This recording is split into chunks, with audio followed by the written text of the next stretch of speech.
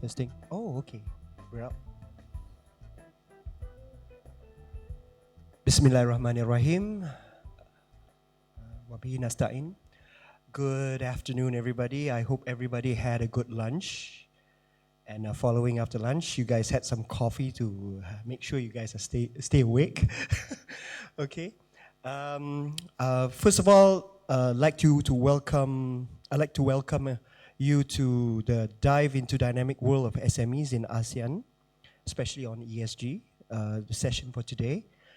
Now, when we're here to talk about SMEs and sustainability. SME is the most challenging yet critical part in the ESG, and especially in sustainability. On one end, SMEs don't know what ESG is, but on the other end, they also make up the majority of our supply chain. So we have an interesting panel today from various fields. We have one from the government, and we have banking, and also from the systems. So today we have Encik Rizal Naini, a Chief Executive Officer from SME Corp, Malaysia. We have Ms. Maureen Joseph, Chief Sustainability Officer, United Overseas Bank, Malaysia, UOB. And we have Mr. Max Lee, Chief Executive Officer, Pantas Software Sdn Bhd. So today we're going to talk about SMEs' unique challenges and financing needs, share experience and best practices, and explore innovative solutions fostering their sustainable growth and resilience. So to start off the session, let's have an introduction by our panels on their organization sustainability efforts. We start with Rizal Naini. Go ahead. Thank you. Thank you, Edmund. Yeah. Assalamu alaikum and a very good afternoon to all of you. First of all, I would like to thank Bank Negara Malaysia as well as the Security Commission Malaysia inviting me in this part of this thematic breakout session of this JC3 conference. Indeed, it's a privilege for me to be part of this session. Before I'll perhaps share the slides, just a bit of what is and who we are in terms of SME Corporation Malaysia, or popularly known as SME Corp Malaysia. It is the central coordinating agency under the Ministry of Entrepreneur and Cooperative Development that coordinates the implementation of MSME development programs for small, medium, including micro enterprises across all ministries that have MSME development programs. And we also have our own programs, and we do research as well as we are the reference center for SMEs in terms of economic evaluation, and we also provide business advisory support to SMEs, including entrepreneurs throughout Malaysia. So shall I start the slides now, or go introduce? Yes, please. Okay. Do we have the slides ready for? Yes, thanks. Okay. All right. Perhaps what I'll do is that I'll share what the profile of MSMEs in Malaysia, so that you have a feel of where we are. There are about 1.17 million of MSMEs in Malaysia. Yeah, that is about 97.4% of the total businesses in Malaysia, and the prominent ones are the micro size enterprises, about 78.7%, which are more than 920,000 of our MSMEs are micro. Yeah. And then we have 19.7% of small size firms. And last but not least is 1.6% of medium-sized firms that make up that 1.17 million of businesses coming from MSMEs. In terms of the performance and contribution in 2022, MSMEs contributed about 580.4 billion ringgit of GDP, Malaysian GDP, about 38.4%. Yeah. In terms of export, MSME contribute 10.5%, value about 144.9 5 billion ringgit. And in terms of employment, MSME actually employed a total of about 7.59 million workers. Yeah, that is about 48.2%. Yeah, so that's a bit of the profile of MSMEs, and perhaps the next slides I would like to share is regarding about issues related to MSMEs, which to ensure business continuity, there are three things that they are facing. Number one, ESG adoption. I think everybody knows the hot topic of ESG currently. And secondly, is about internationalization. And last but not least is digitalizations. Talking about ESG practices, currently the focus of MSMEs is, I can say, a bit of lacking of ESG, both awareness as well as adoption. And we did a survey early of the year, and we found out only 40% aware about ESG. Yeah, not talking about implementation, but awareness. And in terms of internationalization, where MSME going abroad is still low. I think this is regarding about poor market linkages between the large firms and MSMEs, as well as we know that there are challenges for them to go abroad in terms of cost, in terms of capital, yeah, access to financing, compared to market access in the domestic market.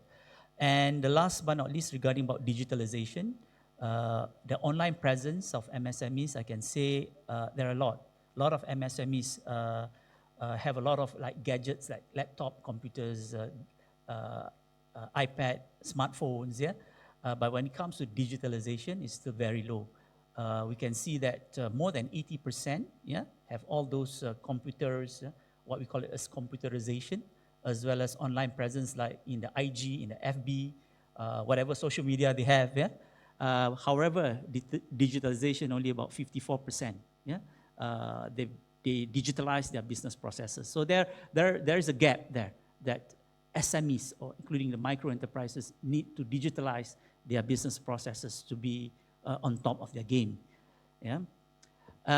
In terms of strategy-wise, SME Corp Malaysia has developed a short-term so-called reset strategy, which is a paradigm shift in MSME development to support them, for them to become more resilient, equitable, as well as sustainable in terms of their business. Yeah?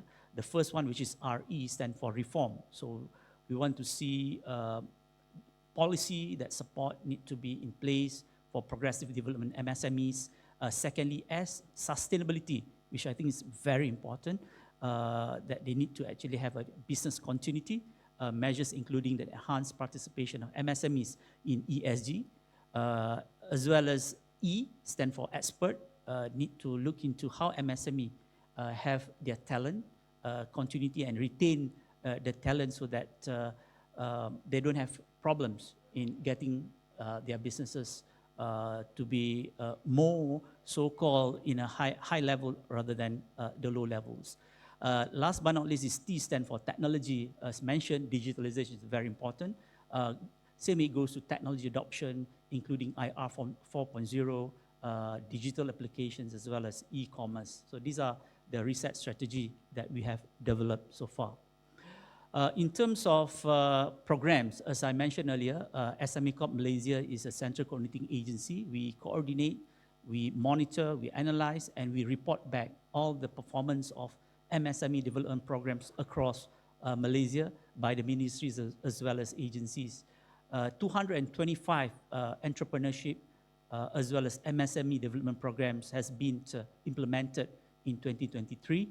That actually relates to an allocation of about 10.6 billion ringgit, benefiting more than 644,000 MSMEs in Malaysia.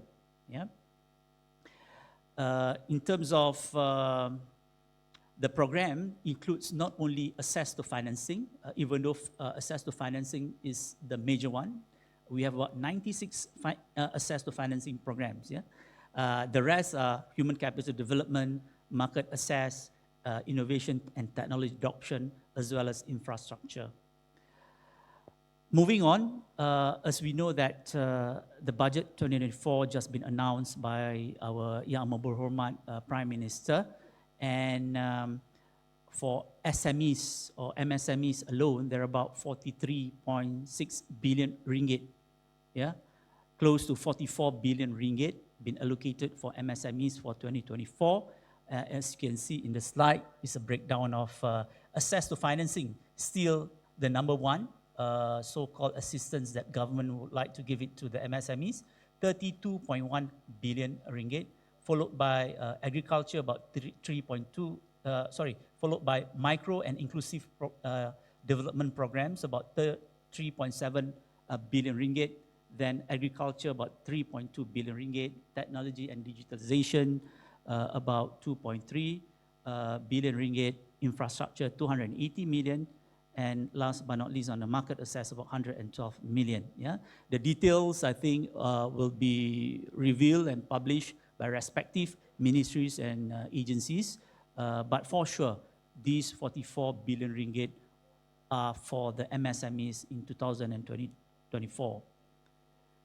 And moving on, as shows in the slide, SME Corp Malaysia will continue our signature programs in 2024 with special focus on internationalization and digitalizations. Yeah? There are 4 big so-called signature programs categories. First one is market access. Second one is capacity building. Third, micro enterprises and inclusive groups. And last but not least is regarding about recognition and outreach for the MSMEs. As you can see, there are several programs. There are about 16 altogether, the signature programs for us to offer to the SMEs out there. And we hope, yeah, the SMEs, if you need more details about it, you can go to our website, smecorp.gov.my, yeah? Or you can ask later if there's a question and answer sessions afterwards. Yeah. Moving on, just would like to share the emphasis on sustainability and the lack of awareness and know-how, especially in the ESG practices. As mentioned earlier, only 40% of our SMEs, including the micro enterprises, aware about ESG. Compared to 2021, only 26%. There is a good so-called increase in terms of awareness, but it's still low. We hope that by doing more awareness programs, I think UOB, Pantas, as well as SME Bank have their own ESG programs. Same it goes to SME Corp Malaysia. We have our own SME so-called sustainability programs, as shown in our next slide, showing about the adoption of ESG, yeah, that actually looks into the ecosystem. We have developed also called a sustainability ecosystem, consisting of 6 elements. Number 1 is awareness and education. SME is ESG assessment, and we also have policy support, market access standards and compliance, as well as financing and incentives. So these are SME, so-called sustainability ecosystem that we develop for the SMEs. Yeah. And just to touch a bit on the SME ESG assessment, I'm pleased to share that we have designed this SME ESG assessment, a self-assessment tool for MSMEs to gauge their ESG adoption level so that they can map, yeah, their strengths and weaknesses for improvement. As you can see, environmental, we have like 3 indicators. Social, we have 4 indicators. And for the governance, we have about 5 indicators. And these 12 ESG indicators, as you can understand, stated in the slides, will have scoring, and we have that assessment for firms to look into. And there are 5 levels of scoring from have not started, basic, developing, intermediate, and advanced. So it is free. MSMEs can go to our website, yeah, smecorp.gov.my, and try to self-assess yourself where you are in terms of these 12 indicators. It is only yes and no questions. I think we have about 45 questions in that assessment. Very easy, very simple, just to know where you are. And you can come to us as well to know more details about how to go about. We have so-called program called PKS Lestari, yeah, in which this is part and parcel of PKS Lestari. And end of the day, we will look into how to implement after you have strategized your ESG so-called business model for us to look into how we can help, yeah. Because we have also programs like BAP Business Accelerator Program, where we offer grants, yeah, especially for them to expand their businesses as well as to do certification and look into the sustainability part of this so-called element, yeah. And last slide for me is regarding about key takeaways, yeah. So as you can see, MSME at the important crossroad to support the nation aspirations for sustainable economic growth. Secondly, we need the holistic ecosystem to bring MSME on board on the sustainability initiative, in which under SME Corp we have PKS Lestari. And last but not least, MSMEs need to take a small but sure steps in their everyday operations. Maybe perhaps you don't realize that you have already actually implemented this ESG. For example, like reducing the paper use in your organization to like electronic or e-folder, for example. This is already one indication that you're moving and improving your organization in respect to environment. There are other things like minimum wage as well under social element, yeah, and CSR is also part and parcel of ESG. So there are many things that you can actually look into and try that self-assessment at smecorp.gov.my and contact us if you need more details about it. Thank you so much. I think that's for the introduction. Okay, thank you, Che Rizal. And we move on to Ms. Maureen. Floor is yours.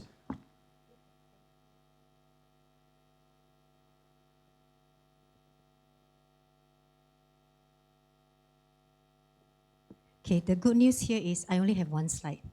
So, yeah. And I think just a quick introduction for those that might not be very familiar with UOB. I think first and foremost, we have been in Malaysia for about 72 years and 88 years in the region. And it's very important for us, before we preach sustainability to our clients or even the external stakeholders, we have to walk the talk. So allow me to share very quickly what are some of the initiatives that we have undertaken internally to embrace as well as adopt ESG. And I think first and foremost, our journey on sustainability started as early as 2016 after the Paris Agreement announcement. And we started off by incorporating ESG risks into our governance as well as our processes. Yeah? And internally, we have achieved carbon neutrality for our own operational footprint. And we are, these are basically through driving energy efficiency. We also purchase REC as well as carbon offset, but we kept it at minimal about 5% of our emissions. Yeah, and for those of you who are familiar, our green building UOB Plaza 1 KL is earmarked as platinum cert, and it's very important because this is our commitment towards environmental stewardship. And as CSO, it's important for me to ensure that we also take care of our employees, providing them with conducive as well as, I would say, sustainable work environment. Okay? And if you have read the news, you probably will also know that UOB is one of the earlier banks in the region. We have announced our commitment to net zero last year over 6 sectors within 2 key value chains. The first one is the energy value chain, and the second one is actually built value chain. And over the next 2 weeks, we will actually release our net zero progress. So just to show how we have been progressing and how much emission have we been actually reducing over the last 1 year, working very closely with our clients to reduce our scope 3 emission especially. And if you can see on the right-hand side, so to help our client to transition, there are various, I would say, framework as well as financing solutions that we have introduced and launched. And first and foremost, before we even talk about financing, it's important for us to actually make sure that the client understand the requirements of ESG. Because unlike your conventional loan, when it comes to assessing your green as well as sustainable financing or loans, you have to fulfill extra or additional ESG requirements, right?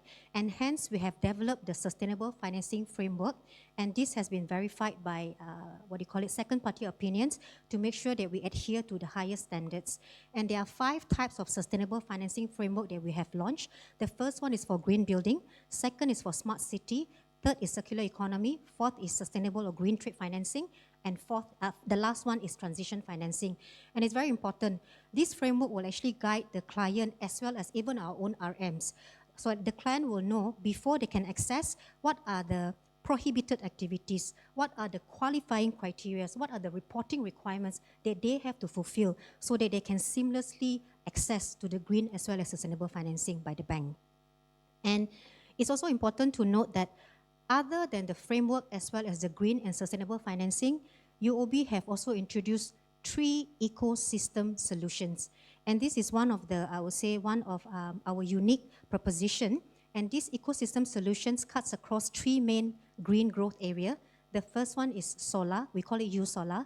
Number 2 is U Energy, and the third one is U Drive. Okay, I will share a lot more about that later. But what's important to note here is, especially in the context of SMEs, other than financing, we also realize that the importance of the ecosystem solution is to help SME to connect with the bigger or the wider green ecosystems. Yeah. So this is one of the, I would say, unique proposition that UOB has. Okay. And what else do I have? Okay.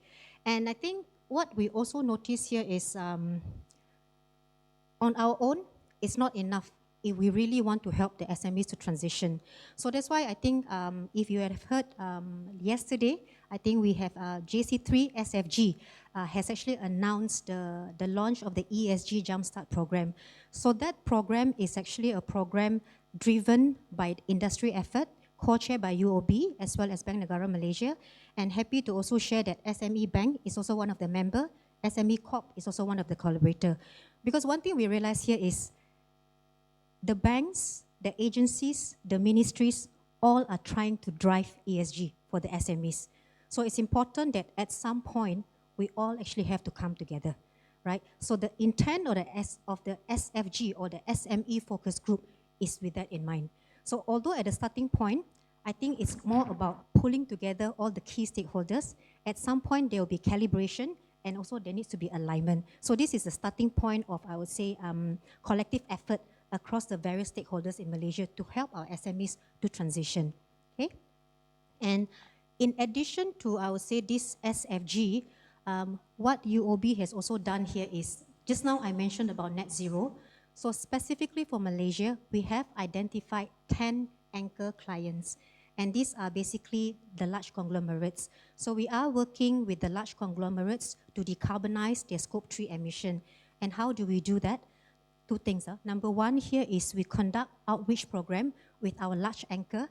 And here we basically work with them to help to raise awareness as well as to increase adoption of whether their contractors, their value chain, their supply chain, so on and so forth, right? So that's another area that we are working on. Okay, and last but not least, maybe if I can talk a little bit about our last week. If you read the news, we have launched our JOM Transform Sustainability Accelerator Program. Very similar. I think the program, again, is for our clients, specifically for our SME clients. So there are 3 things that we do. Number 1 here is really about helping our SME clients to baseline and do a pulse check of where they are today as far as ESG is concerned. I mean, some have just started, have not started, but you'll be surprised, some also have actually gone a distance. So it's important. So I told my clients, regardless of where you think you are, it's always good and beneficial for you to do a pulse check, right? And from the pulse check, then you can see where are the gaps, what else you have to do, so that you can progress from a basic and probably to intermediate, so on and so forth. And we also provide foundational knowledge, and that's very important. Because with SME, awareness high level is not enough. You need to basically tell them what are the 2-3 things that is important for you to kickstart. Is it GHG calculation? Is it SEDG disclosure? Is it about priority or materiality assessment? You literally have to guide them from step 1, step 2 to step 3. And fortunately or unfortunately, financing will be step 4. So no point for bank to provide and talk about financing if we cannot help the SME to transition from step 1 to step 3. Okay, maybe I stop there, otherwise I'll be answering all the questions later. That was very interesting, Maureen, and I kind of agree with you. A lot of questions that comes from SMEs are usually, ESG is important, right? But I don't even know where to start, right? So having self-assessment, knowing where you are is very, very important. So without wasting any more time, let's move on to Mr. Max Lee from Pantas Software. Thank you, Edmund. Hi, everyone. I want to make it a little bit more interactive and less sitting down, so I'm going to stand up. Oh, there's the camera, so I'll just have to stand here. Just before we start, just want to get a quick survey. How many people here are SMEs or representing SME? Okay, so we have a few. How about banks or financing? Okay, so a lot of banks. So I'll tailor my presentation towards that then. So I'm Max Lee.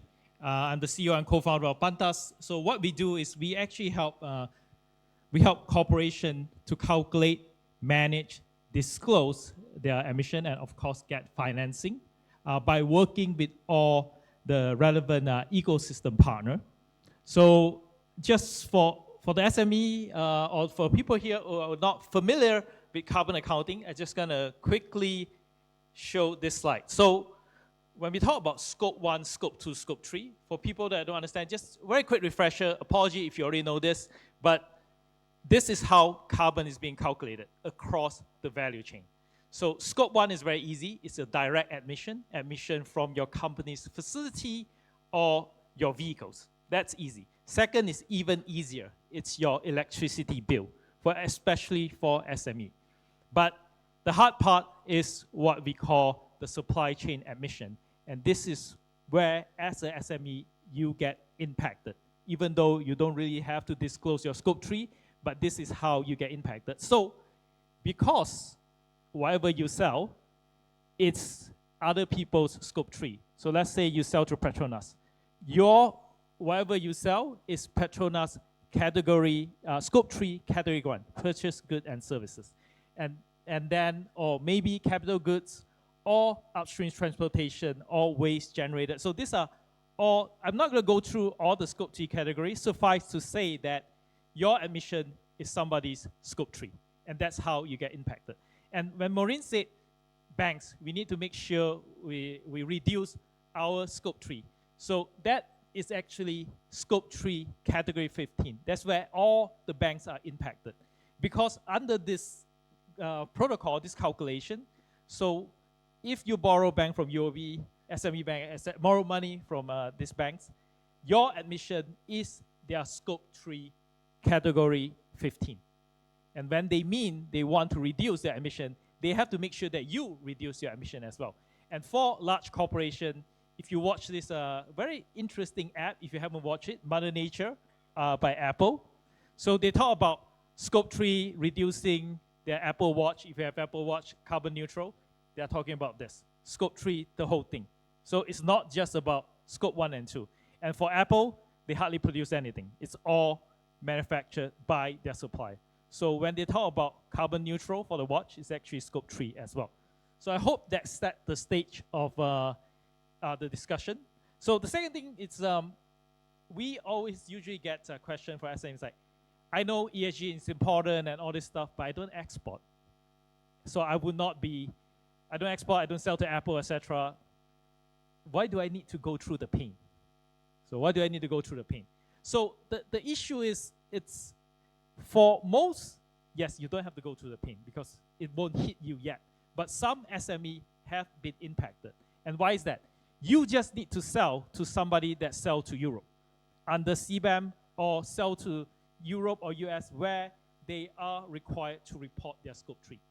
So a lot of foreign company that you sell to, they will start asking you to report. So that's how you get impacted.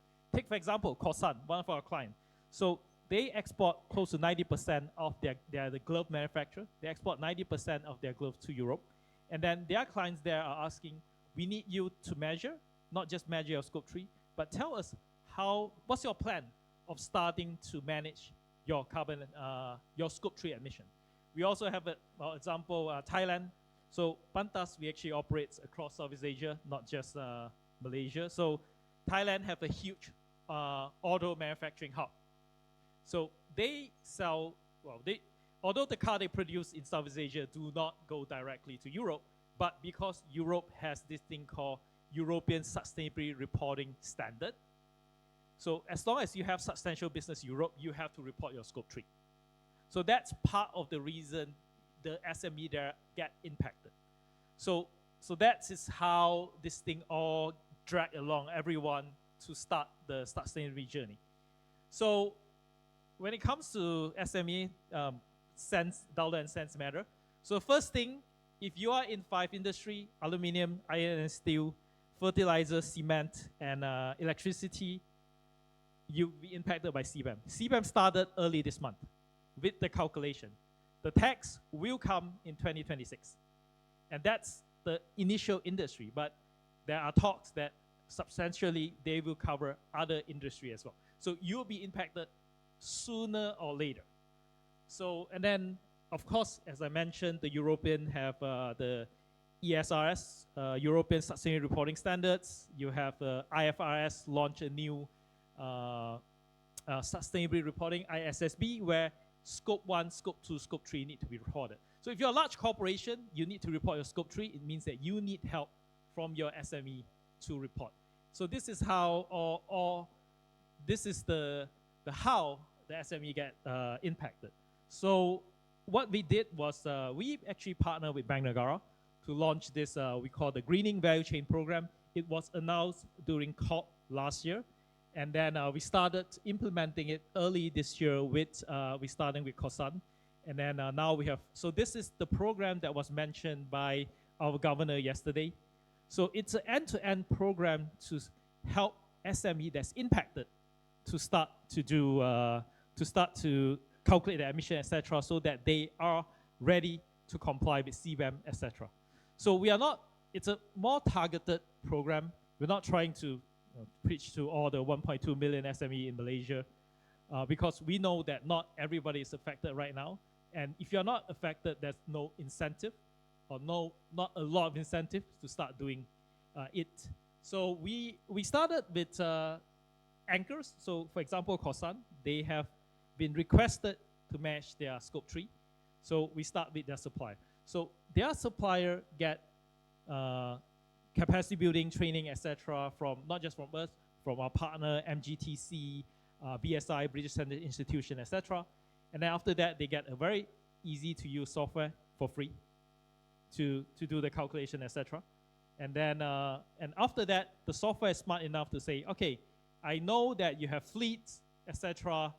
For example, you have fleet, okay, maybe you cannot change all your trucks, etc. to EV, but there are cheaper ways to do decarbonization, for example, IoT devices to reduce idling, etc. So we partner with local company to offer some of the solution, and we partner with banks, in this case, mBank, to provide the financing to pay for some of this. And Bank Negara has allocated 2 billion low carbon transition facility to finance some of this green transition. And of course, with all this, you need tracking, right? So we don't want our, don't want any greenwashing. So we want the financing that's been dispersed. There's a proper way to track. And of course, we want to avoid Excel and paper. So there is the software bits that comes into play. So lastly, so one last thing. So we are, last week, the SC and the Capital Market Malaysia and the Security Commission, they launched this simplified ESG disclosure guide, SEDG, for SME in the supply chain. So a lot of banks, including UOB, are part of it, and SME Bank as well. So we are the only reporting platform. So the guideline is in Excel template. So we are, for our clients, we turn it into something interactive, etc., to make it very, very easy for our clients to comply with this as well. Because I know this is a JC3 conference, we're only supposed to talk about climate, but for the SME, etc., it's not just climate. They need to fulfill the E and the S and the G requirements. Okay, thank you. Thanks, Max. All right. Now that we have an overview of our the offerings that we have up on stage, yes, it does look like an inquiry table or rather than a forum or a. But feel free to ask any questions later on.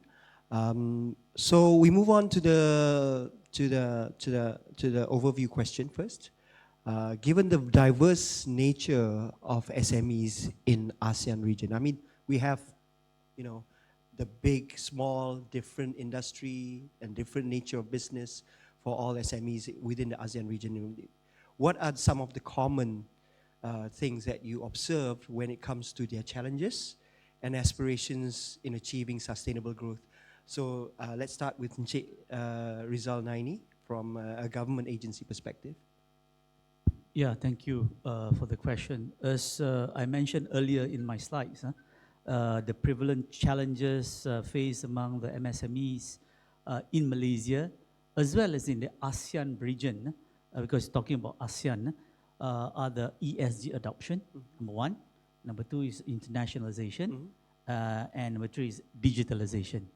And I think some of us or all of us are aware about the MSME development in ASEAN, yeah, is currently guided by the 10-year ASEAN Strategic Action Plan for SME Development 2016 to 2025. And the plan addressed common issues faced by MSMEs through the 5 strategic goals. And these 5 strategic goals, those are actually what I mentioned just now. Number one is we would like to promote the productivity, technology, and innovation. These are more towards technology adoption as well as digitalizations. Then the increase of access to finance is another so-called strategic goals. We also have enhance on the market access and internationalizations as one of the strategic goals as well. And also enhance in terms of policy and regulatory environment. This is very much on the ESG, on the E side. And last but not least, on the promotion of this so-called entrepreneurship and human capital development. So ASEAN have the goals, and this is covering those so-called prevalent challenges in terms of the common issues and challenges that MSME is facing. Yeah, so we need to look into that aspect. Yeah, in terms of the challenges, there are common challenges actually facing by SMEs in the region. Yeah, and just to touch about the ESG bit, yeah, because these are more sustainable approach that we would like to see among the SMEs. Currently, a lack of information and guidance, I think. Yeah, some okay, those are aware, those has been implementing some of the practices. But if you look at the profile, as I mentioned just now, there are 1.2 million of MSMEs out there, and we are talking about more than 900,000 are micro enterprises. How do we inculcate ESG knowledge, information to them? Yeah, because they are very much at the bottom of the so-called, we can say, level or pyramid.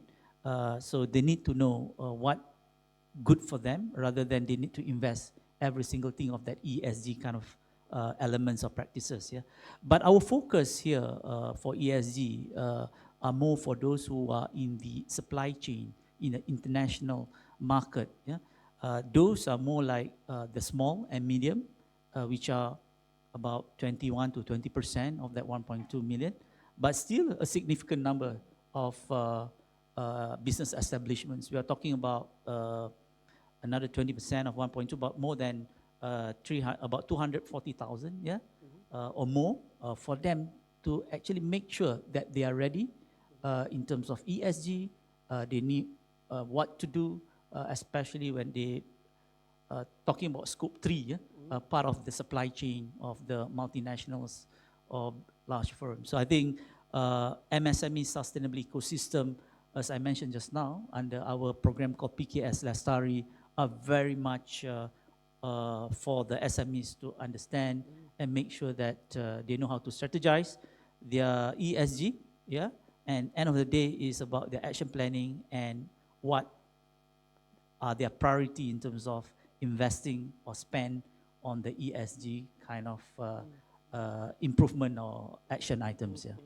So I think basically there are common things among the ASEAN SMEs in the region for us to look into.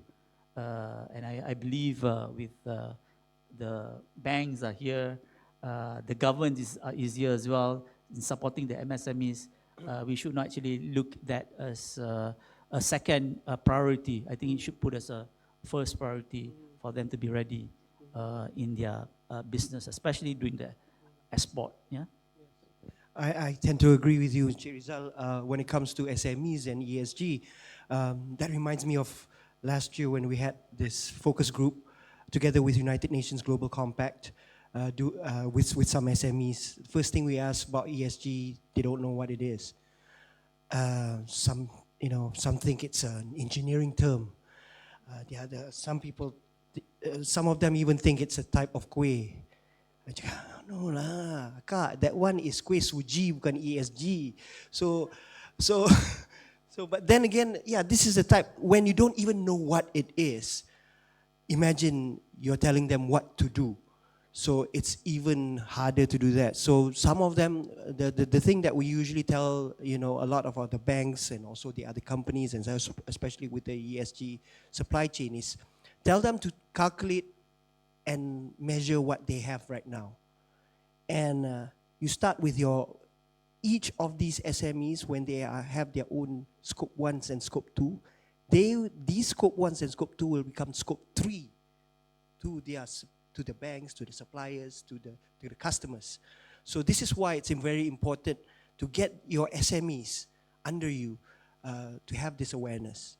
So that's a take from Che Rizal. Now we move on to Maureen. What do you have to say about this? Okay. Maybe I share a slightly different perspective to this question. I think for the last 2 to 3 years, I think banks, agencies have been relentless at bringing sustainability or ESG to our clients, right, or to the SMEs. But starting, I would say, end of last year to this year, I see the reverse. So a lot more clients, whether it's corporates or even SMEs, are actually coming to us. And they ask about what is sustainability, how can sustainability impact their business, so on and so forth. So the tide seems to be shifting. The interest seems to be growing. And I think there are a few trends that I see will further intensify the SMEs to basically, or I would say motivate the SMEs to at least get to understand or appreciate the importance of ESG. Whether they are not adopt or not is a separate question. But at least I think there are trends that is I would say putting pressure or motivating them further. I think other than CBAM, other than those SMEs in the export market or exporting to EUs, even locally, if you look at it, we have about 100 FTSE for good companies, right? And out of these 100 companies, some of them have actually committed to net zero. And what does that mean? The moment Malaysian companies or these large corporates in Malaysia have committed to net zero, you like it or not, if you're part of their value chain, they will ask you for 2 things. Number 1 is whether have you adopted sustainable practices. Number 2, they will start asking you about ESG data like GHG. So that is also coming. And what is unique about Malaysia, and this is something that I've also shared with Capital Market Malaysia here, is I must give them, I would say, thumbs up to CMM for leading ASEAN when it comes to SEDG, disclosure guide for SME, because no other markets in ASEAN have that. I mean, Singapore has it for listed, non-listed companies of certain size. But as far as SEDG is concerned, we are the first in ASEAN. And you like it or not, I think in the world of ESG, we know that disclosure is very important because disclosure promotes transparency, right? And also, I think, embed the sense of responsibility towards environmental stewardship, social well-being, and not just about bottom line. So by having SEDG, although at an onset it is still voluntary, but what I can tell you here is this, right? Stakeholders like PLCs, exporters, buyers, bankers, regulators can use SEDG as a guide. So if any of us want data from SMEs, I can leverage on SEDG. Why do I have to create my own guide? Why don't I just use SEDG? So these are, I see these trends coming. So I think these are the trends that will further motivate and probably accelerate SMEs, I would say, appreciation as well as adoption of ESG sooner rather than later. Thank you, Maureen. And I think that's a good sign now that we also have people here, everybody here having the same interest, and also especially towards the customers under them, especially from the banking sector, and knowing that the trend towards ESG, especially among SMEs, is on an uprise. So it's a good sign. So what about Max? How would this, I mean, the trend that you see here affect, I mean, gives you the opportunity for, software as a solution like yours? Actually, as Pantas, we actually do not serve SME directly. And what I mean by that is we serve SME indirectly through our clients, the large corporation, etc., to their supply chain, and banks. For example, in Malaysia, we work very closely with some of the banks. Our main partner in Malaysia is M-Bank. So their clients get to access our solution, for example.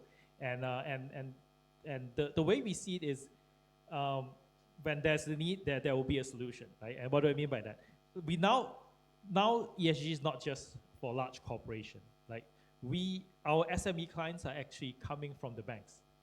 They come and say, okay, we understand what we need to do, but we need something more. We need a tool. We understand some of this concept, etc. We need a tool, etc.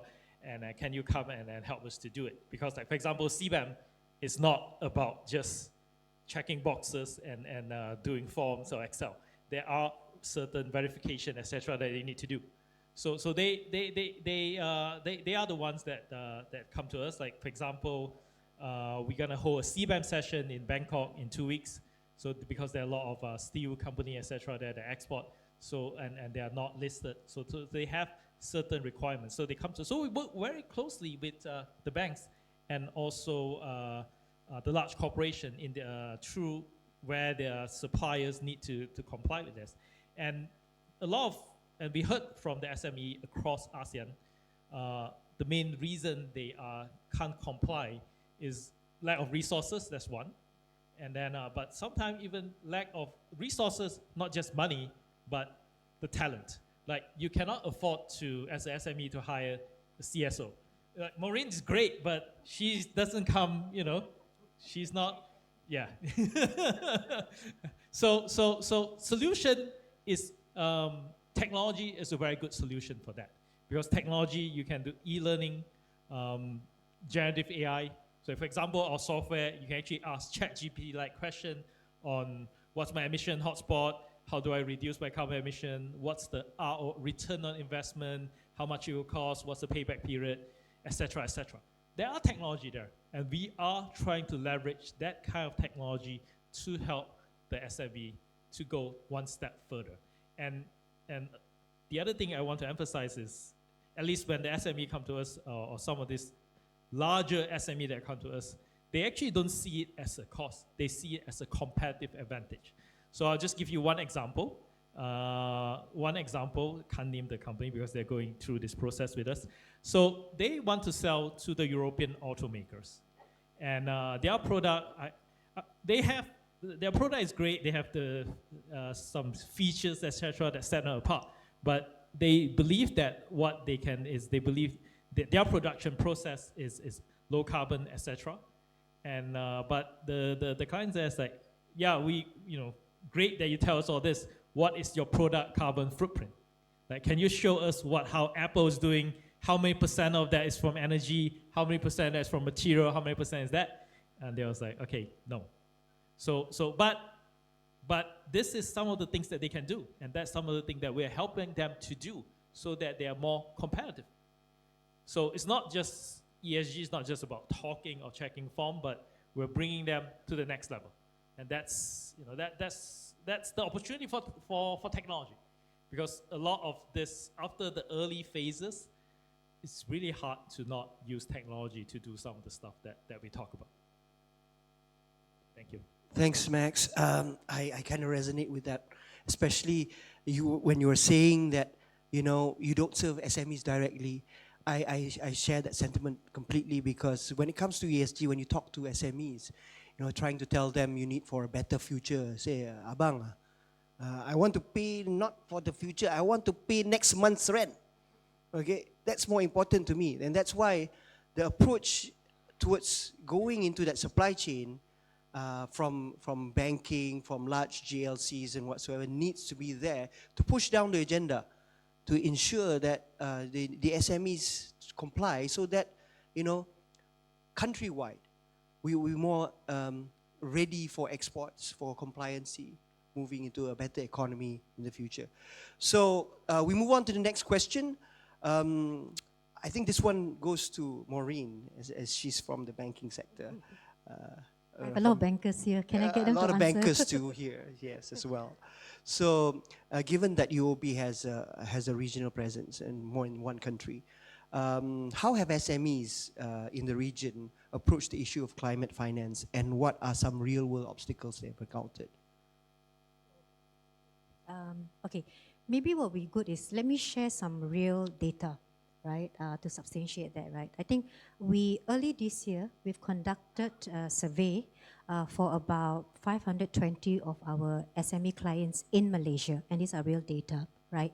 So out of the 520, about 70% of our clients, SME clients, see the importance of ESG and how ESG can boost three things. Number one is competitive advantage. Number two, how ESG can help them to mitigate risks. And number three, how ESG is actually important for them to enter or gain or widen their market access. So these are some of the insights that we've gathered. But out of the 70% who say ESG is important, only 39% have actually adopted ESG. So I think that's one data point that we have seen. So that's why I mentioned earlier, there is increasing awareness, there is slow adoption, but it's on an increasing trend. So that's one data point. And like I think what my panelists also mentioned here is, there are, I would say, top two real ground challenges when it comes to SME. The first one is really about knowledge, right? They want to start, but they don't know how and where to start. I think that's challenge number one. Number two is really about lack of resources, whether it's dollars and cents or whether it's from a talent pool perspective. And this is where I always share with my SME clients, you don't need a CSO. You just have to identify who is the person in your organization, whether it's your purchasing officer, whether it's your finance officer, right? Someone that is can be accountable and can actually help you to drive ESG within your particular SMEs organization. So I think these are the two top challenges that the SMEs face. And that's why, given the challenges, given the uniqueness and the stage of readiness of SMEs, the role of banks when it comes to SME has to be beyond financing. It cannot be just about lending money, right? And with that, I think specifically for UOB, let me share 3 tangible initiatives that we have actually rolled out to support SMEs, especially for at least our SME clients. I think the first one is what I mentioned before, is our JOM Transform Sustainability Accelerator Program. You can find out about this in the internet. And this is targeted to about 150 of our clients. And it's not just an awareness program, because we embed 3 elements into our program. The first one is what we call evaluate. And I think very similar to SME Corp, together with PwC, we actually have developed what we call the UOB Sustainability Compass. I think Cik Rizal has 40 over questions. We only have 14, Cik Rizal, a simplified version for SMEs. So I think from that compass, SME can get an indicator of where are you with regards to structured ESG framework. When I say structured ESG framework, typically you look at ESG from about 4 to 5 components, from a setup, from a governance, from a measurement, from an implementation, so on and so forth. So with PwC, we have the data insights, we have the framework. So by keying in that particular compass, you get an indicator of where are you with regards to your sustainability maturity journey. And it doesn't stop there. What is also interesting here is, by using our compass, you will get a customized report to your sector. What I mean by that is, if I am in the infrastructure sector, your report will tell you what are all the regulations, what are all the incentives, what are all the standards relevant to your sector.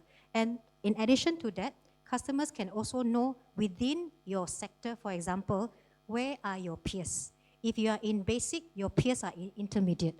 So it's a lot about data insight. So the more customers we encourage to use this, right, then the more data we can get. And I think that's very important, right? So that's why I say it's important to take a pulse check, a checkpoint of where you are today, whether you do something or do nothing with ESG.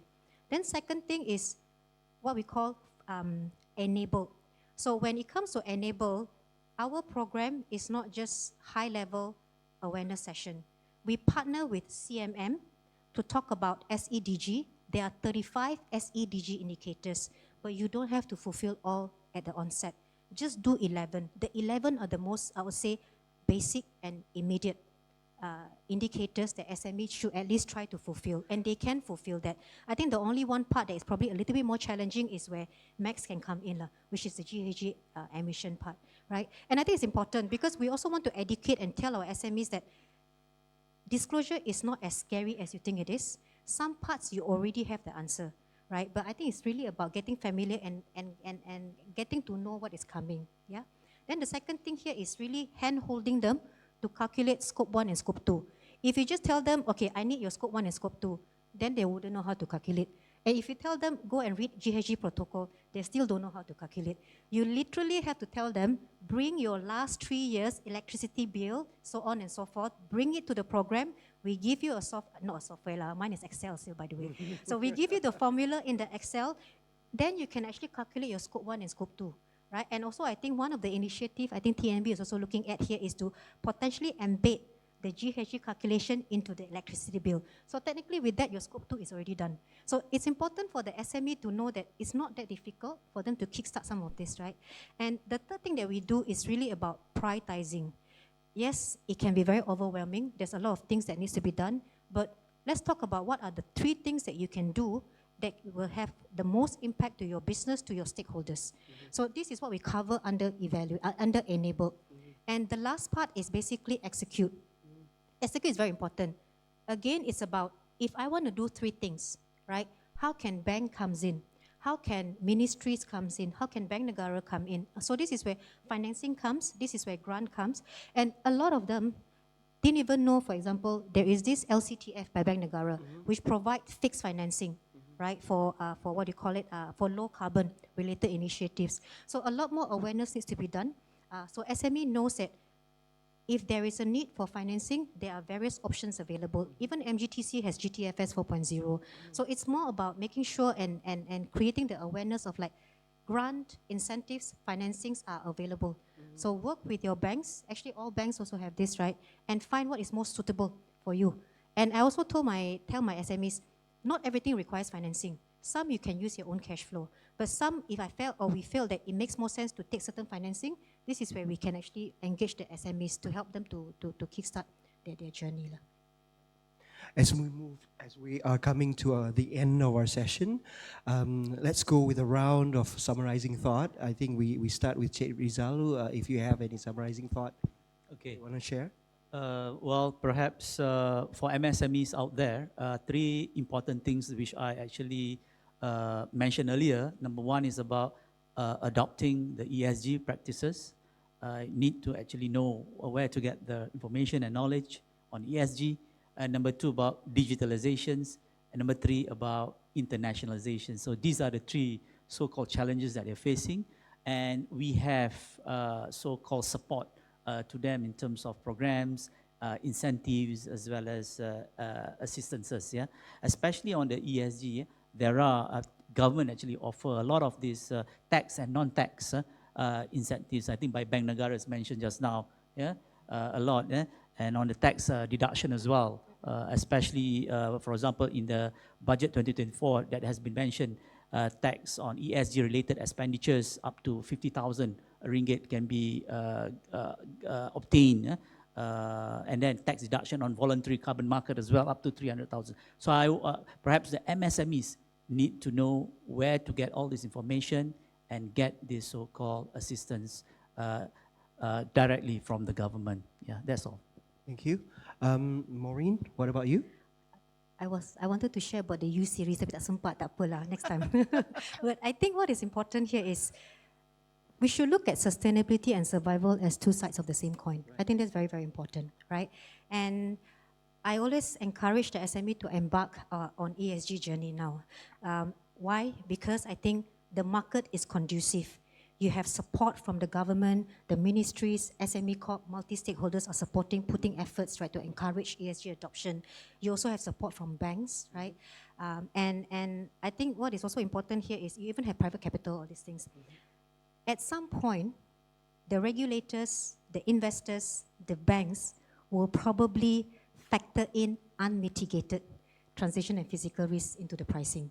So for those companies who do not factor in ESG or some of these risks, right, there could be what do you call it, a differentiation in the pricing. I think that day will come, at some point. And what's also important to note here is, at some point as well, the buyers, the exporters, might also deprioritize those SMEs that doesn't have ESG practices. So signs and trends are all moving towards that direction. And to me, it's an eventuality. Whether you want to wait for it to happen, then do something about it, or you want to start small and also start now. And I think better do your part before the trends are coming on board. Thank you. And what about you, Max? I want to echo the sentiment by all our panelists, and especially Maureen, saying that now is the time, because if you don't do it now, later on, all this support, etc., it might be customary, like people expect you to do this, you're not going to get help anymore. And I know I'm a software company, but not everything needs software. Like Excel, depending on the level of maturity of your company and what stage are you on it. Sometimes paper is more than enough. If you are not needing to do, if you do not need technology, sometimes paper is more than enough as a start. But depending on how do you see your journey and how do you see your market, right? There's no one-size-fits-all solution, but I do encourage to take a look at the Greening Value Chain program that we developed with Bank Negara, because we are launching that in Thailand as well with BOT and Kasikorn Bank. So we are looking to do that as well, because there are a lot of similarity between the supply chain of SME in these two countries. Singapore is slightly different because more service-based, so we're not too focused there. But the program is free. You have nothing to lose. So do check it out. We have a booth upstairs as well to answer any question. Thank you. Thank you, Max.